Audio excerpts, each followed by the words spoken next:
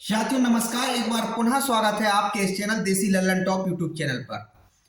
साथियों, हमारा प्रयास रहता है कि आपकी बात को, आपकी पीड़ा को सरकार तक पहुंचाया जाए, जिससे सरकार चेते और जन कल्याण के लिए सरकार शीघ्र फैसला करे।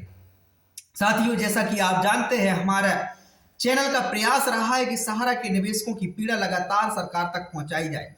हिंदुस्तान में कहां धरने चल रहे हैं, कहां प्रदर्शन चल रहे हैं सरकार के खिलाफ, सहारा के निवेशकों की क्या मांगे हैं, क्या शर्तें हैं, लगातार सरकार तक पहुंचाने का प्रयास किया जाता रहा है। साथियों, ताज्जुब इस बात का होता है कि दिल्ली के शिक्षा मंत्री को गिरफ्तार कर लिया जाता है, उस पर भाजपाई फूले नहीं समा रहे हैं। मानो ऐसा लगता है कि भारतीय जनता पार्टी की सरकार ने, नरेंद्र मोदी जी की सरकार ने दुनिया के सबसे बड़े घोटालेबाज को पकड़ लिया हो, ठग को पकड़ लिया हो, बेईमान को पकड़ लिया हो। ऐसा टीवी चैनलों पे दिखाई दे रहा है जैसे सिसोदिया हिंदुस्तान की सबसे बड़ी समस्या थी। जिस सिसोदिया की शिक्षा को लेकर देश भर में तारीफ की जाती है, जिस सिसोदिया पर विदेशों में चर्चा की जाती है कि दिल्ली का एक शिक्षा मॉडल है जिसने सरकारी विद्यालयों की शिक्षा व्यवस्था बदल दी, उन सिसोदिया पर टीवी चैनल्स पर ऐसा दिखाई दे रहा है जैसे मान लीजिए दुनिया का सबसे बड़ा ठग, बेईमान, चोर, आतंकवादी टाइप का व्यक्ति पकड़ लिया हो भारत सरकार ने। कम से कम टीवी चैनल्स पे जब 40 करोड़ निवेशकों की पीड़ा नहीं सुनाई देती है, तो कम से कम हमारी उस मीडिया को मनीष सिसोदिया पर चर्चा कराने का कोई अधिकार नहीं है, क्योंकि मनीष सिसोदिया हिंदुस्तान की समस्या नहीं है। मीडिया के दायित्व होते हैं, हर व्यक्ति के अपने पदों के, कर्तव्यों के, हर व्यक्ति के अपने अपने दायित्व होते हैं। मीडिया का दायित्व है देश के लोगों की क्या समस्या है उस पर बात की जाए, लोगों को क्या चाहिए उस पर बात की जाए। पूरा देश जानता है कि हिंदुस्तान में 40 करोड़ निवेशकों को, 42 करोड़ लोगों को अलग अलग कंपनियों में, अलग अलग पूंजी स्कीमों में, चिटफंड स्कीमों में, सोसाइटी की स्कीमों में, कंपनियों की स्कीमों में बारी बारी से लूटा गया, बारी बारी से लूटा गया। क्या बीतती है वो सब्जी वाले पे, दूध वाले पे, ठेले कौमची वाले पे, सड़क किनारे बैठकर अपने 2-4 पैसे जोड़ने वाले पर, वो अपने बच्चों के भविष्य के लिए 2-2, 5-5 पैसे जोड़कर एकत्रित किया और सहारा जैसी सैकड़ों कंपनियों में पैसा लगाया। सरकार इन कंपनियों को अगर मान्यता ना दी होती, लाइसेंस ना दी होती, तो क्या ये कंपनियां लूट पाती? क्या ये कंपनियां विभिन्न तरीके से अपने प्रोपेगेंडा के तहत जनता को लूट पाती? साथियों, कम से कम जो इस समय भारतीय जनता पार्टी के नेता, भारतीय जनता पार्टी के कार्यकर्ता, मंत्री, विधायक इस वीडियो को देख रहे हैं, उनसे हमारा अनुरोध है कि आप सारे कंपनियों की समस्या का अगर निदान नहीं कर सकते, कोई बात नहीं, लेकिन हिंदुस्तान में एक ऐसी कंपनी है जिसका नाम है सहारा इंडिया। उसके पास संपत्तियां आज हैं जो निवेशकों को देनदारियां हैं उससे कई गुना उनके पास संपत्तियां हैं, पैसा है। ऐसी क्या सरकार के पास अड़चन आ रही है कि निवेशकों द्वारा धरने प्रदर्शन किए जा रहे हैं, सैकड़ों की, हजारों की संख्या में शिकायतें भेजी जा रही हैं, सरकार के कानों में जूं नहीं रेंग रही है, नेताओं के कानों में जूं नहीं रेंग रही है? क्या आखिर सरकार में बैठकर ये मंत्री लोग, ये अधिकारी लोग, ये प्रधानमंत्री अमित शाह और ये सारे BL वर्मा जी जो इस समय वित्त सहकारिता राज्य मंत्री हैं, सेबी के अधिकारी कर क्या रहे हैं? आपसे क्या उम्मीद की जाए? एक तरफ उत्तर प्रदेश के मुख्यमंत्री योगी जी कहते हैं कि भूमाफियाओं को मिट्टी में मिलाने का काम करेंगे, और भूमाफियाओं को मिट्टी में मिलाया जा रहा है। क्या भूमाफिया ही सरकार की प्राथमिकता में रहेंगे? क्या जिन लोगों ने जनता को बारी बारी से ठगा, लूटा और उस पैसे से बड़ी संपत्तियां अर्जित की, तो क्या वो भूमाफिया नहीं है? क्या वो ठग नहीं है? क्या वो बेईमान नहीं है? क्या वो कानून के खिलाफ काम करने वाले लोग नहीं है? उनको कम मिट्टी में मिलाने का काम किया जाएगा, कम मिट्टी में मिलाने का काम किया जाएगा। हिंदुस्तान की समस्या सिसोदिया नहीं है। अपनी चंद वोटों की खातिर, अपनी राजनीति चमकाने के लिए, किसी विपक्षी नेता को नीचा दिखाने के लिए ये राजनीति चलती रहेगी, लेकिन जन कल्याण के लिए हमारे इस वीडियो के माध्यम से आपसे हाथ जोड़कर प्रार्थना है, हाथ जोड़कर विनती है कि कृपया करके सहारा के निवेशकों की समस्या पर ध्यान दीजिए। लोग बहुत परेशान हैं, उस पीड़ा को मरहम लगाने का आप लोग काम कीजिए, योगदान दीजिए, उनकी कैसे डूबी हुई पूंजी सहारा से वापस आए। चंद लाइनें हमने अलग से लिखी हुई हैं, वो इस वीडियो में मैं रखना चाहता हूं। सिसोदिया पर बुलबुला उठ रहा है भाजपाइयों को, सहारा निवेशकों से क्या बुराई। टीवी को देखकर ऐसा लग रहा है जैसे कोई दुनिया का सबसे बड़ा घोटालेबाज को सरकार ने पकड़ लिया हो। ऐसा लग रहा है जैसे मनीष सिसोदिया ने भारत को करोड़ों लोगों को क्षति पहुंचाई हो।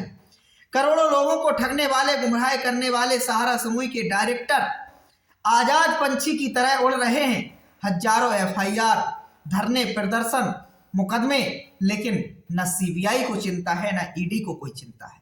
सेबी को तो मानो ऐसा है कि 15 लाख लोगों का रोजगार छीन लिया। सहारा में 15 लाख लोगों को सेबी सहारा विवाद के कारण रोजगार छीन गया। सेबी को तो मानो ऐसा है जैसे कोई चिंता ही नहीं हो, 15 लाख लोगों का रोजगार छीन लिया, और ऐसे समझ रही है सेबी कि उसके पास सहारा समूह के निवेशकों का पैसा जो जमा है, मानो सेबी के अधिकारियों ने बड़ी मेहनत करके कमाया हो उस पैसे को।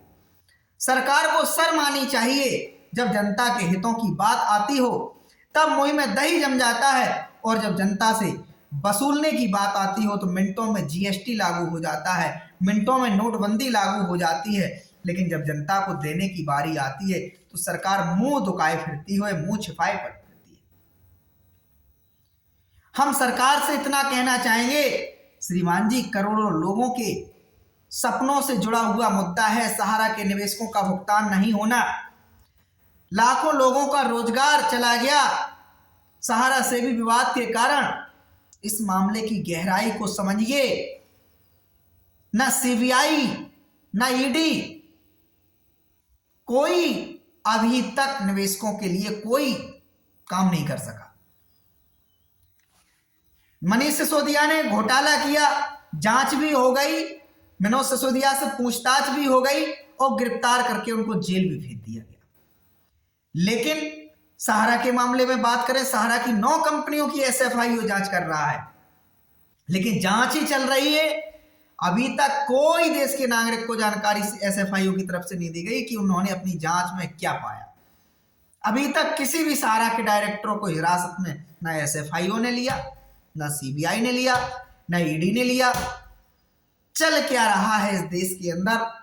इस देश के लोगों को न्याय के नाम पर क्या हो रहा है?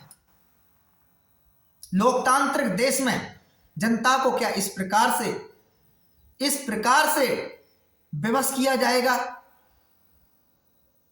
तो हाथ जोड़कर प्रार्थना है, विनती है, बारंबार विनती है कि उस दर्द को महसूस कीजिए, उन बूढ़े माँ बाप का दर्द महसूस कीजिए जिन्होंने 10-10, 50-50, 100-100 रुपए सहारा में इसलिए निवेशित किया था क्योंकि बुढ़ापे में उसके वह पैसा बीमारी के समय में काम आएगा, परेशानी के समय में काम आएगा। जब उसके बेटे उसको घर से निकाल देंगे तो उस पैसे से वो अपनी 4 रोटियां खा सकेंगे। आज इतनी बदहाल व्यवस्था हो गई है।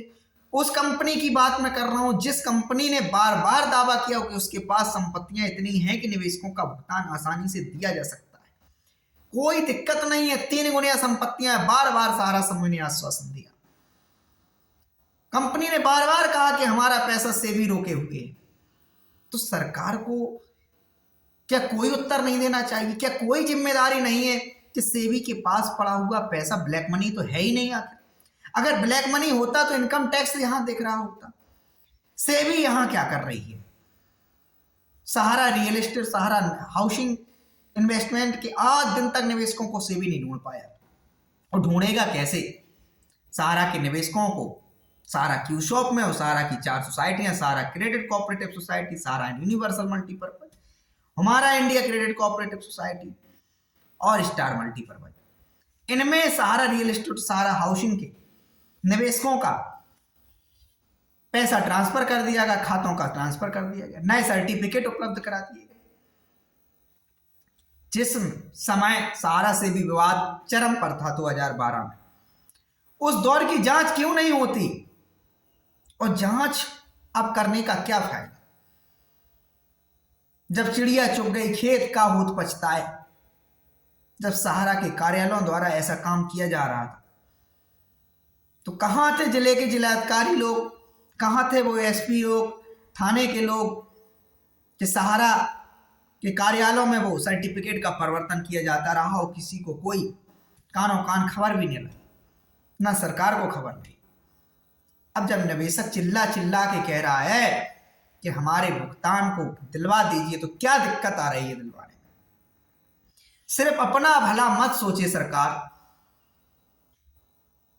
आखिर आज नहीं तो कल सेबी के पास पड़ा हुआ पैसा निवेशकों को देने ही देना पड़ेगा। तो आज उस पैसे को देने में क्या दर्द है, क्या तकलीफ है, क्या परेशानी? जब लोग रहेंगे ही नहीं पैसा मांगने वाले, तब भुगतान किया जाएगा क्या?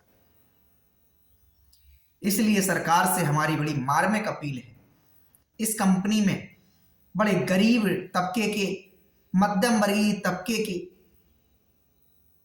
लोगों ने बड़ी मेहनत की गाड़ी कमाई जमा कराई है। तो इस मामले को बहुत ज्यादा तोड़ मरोड़ कर पेश ना किया जाए, बहुत ज्यादा गुमराह मत किया जाए, कोर्ट कचहरी के चक्कर में बार बार मत भेजा जाए।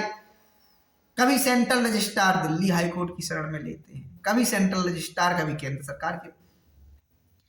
क्या आपके पास व्यवस्था नहीं है? पुलिस आपकी, सीबीआई आपकी, आर्थिक अपराध शाखाएं आपकी, ईडी आपकी, सेबी आपकी, रिजर्व बैंक आपकी, IRDA आपका, किस बात का इंतजार किया जा रहा है? क्यों दिल्ली हाईकोर्ट जाना पड़ता है? क्यों सुप्रीम कोर्ट जाना पड़ता है? आपके पास तो स्वयं इतने अधिकार है, स्वयं इतने पावर है, संपत्तियों पे को बेचे जाने के भी अधिकार है, निवेशकों को भुगतान लौटाए जाने के भी अधिकार है, कानून में संशोधन करने के भी अधिकार है। किस बात की कमी से?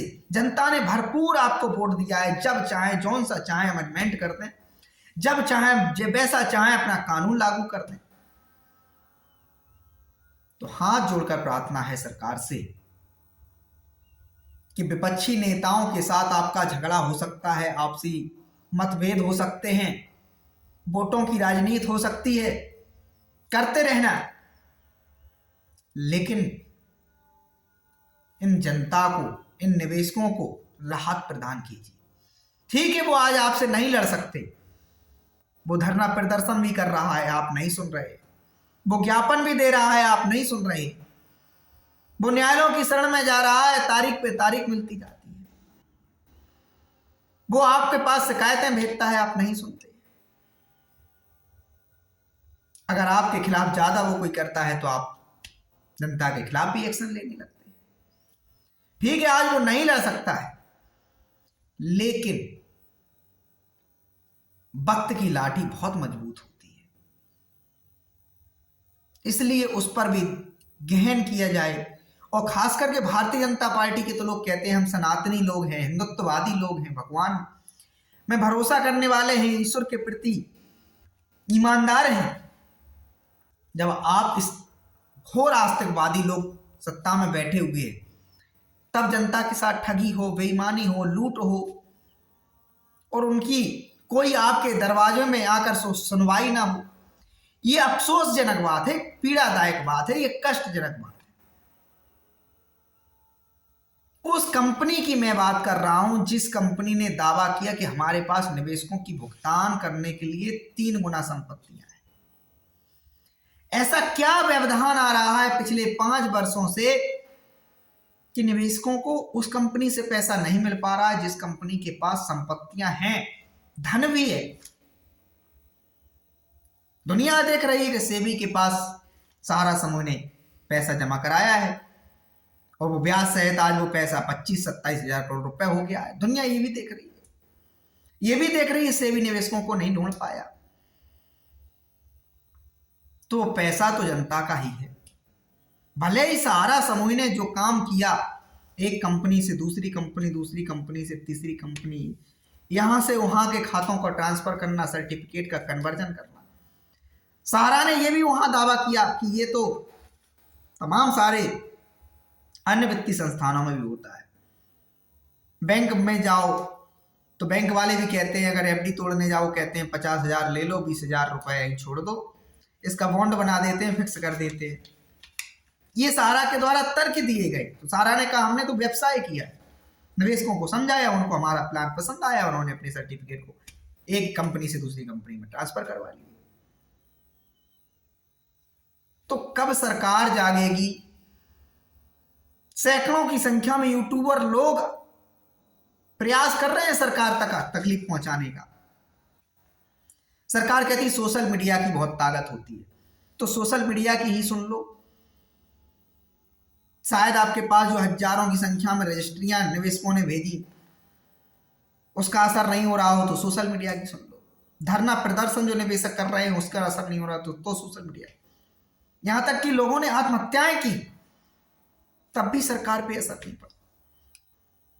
तो इसलिए हाथ जोड़कर सरकार से प्रार्थना है, हमारी भी यह पीड़ा है, तमाम सारे भारतीय जनता पार्टी के जो बूथ के कार्यकर्ता हैं, छोटे छोटे कार्यकर्ता हैं, जो गांव देहात से जुड़े हुए हैं, जिन्होंने भारतीय जनता पार्टी के लिए त्याग किया, मेहनत किया, वो तो कम से कम उम्मीद रखते हैं अपनी सरकार से कि हमारा पैसा सरकार दिलाएगी। हजारों की संख्या में, लाखों की संख्या में भाजपा के कार्यकर्ताओं को, भाजपा के स्थानीय नेताओं का पैसा सहारा में निवेश है। तो बस इतना ही सी गुहार है इस वीडियो के माध्यम से। हमारे इस वीडियो को आप लोग शेयर कर दीजिए करें, जिससे तमाम सारे जो सरकार के नेता हैं, अधिकारी हैं, इस पर गौर करें और शीघ्र समस्या का समाधान निकालें। धन्यवाद।